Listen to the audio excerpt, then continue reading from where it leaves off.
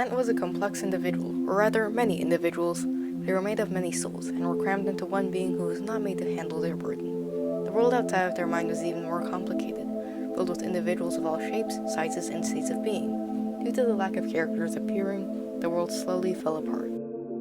Slant was not a hero. Their souls went through many hardships, but only lived for themselves.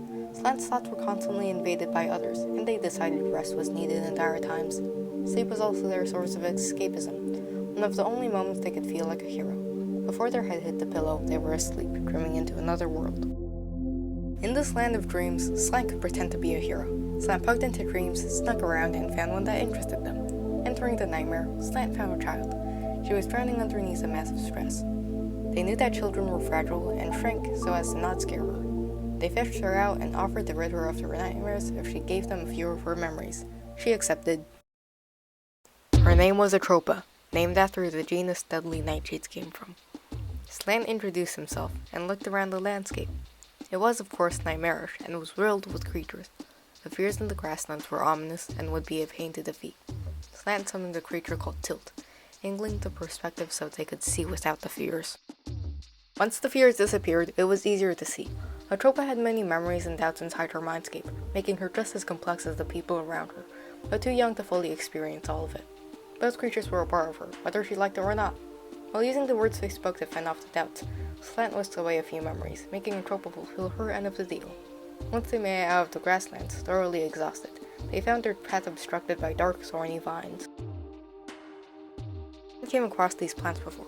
If they were called correctly, it was called denial, a barrier made to stop the floods of grief that were behind it. The floodgates would have to open, and Atropa knew. Atropa reluctantly nodded and readied herself, holding Tilt. As the dam broke, the wave of grief was no longer contained. The memories and feelings came back and hit her hard. Atropa tried to comprehend the feelings that hit her, and slowly sat down. Slant sat beside her, and waited patiently for the shock to pass. Atropa took a deep breath, and relaxed. She could handle the grief after all the years, but it hurt. They kept moving forward, and felt the pressure above their head. Finally, they arrived. Slant could tell because the landscape was less welcoming, more empty, and more ominous. Slant squeezed Atropa's shoulder, communicating the fact that they were nearing the end. As they advanced, vines appeared and roots came out of the ground. They squeezed their way through the thickening forest, and found the root of Atropa's troubles. The deadly nightshade, or Atropa belladonna, was picked up by Slant and left in Atropa's hands. Atropa lightly pinched his stem, and confided in her experiences. She put the flower in her hair, accepting the hardships that came with it. After all, it was a part of her. Atropa understood that she would have a chance in the afterlife, and Slant bid goodbye, and the deal was finished. Slant woke up. It was 3 in the morning. Slant felt oddly fulfilled, and decided to start work early. After all that happened, they felt at peace, and in a memory. It gave them a boost, and they went and painted for as long as the world would hold together.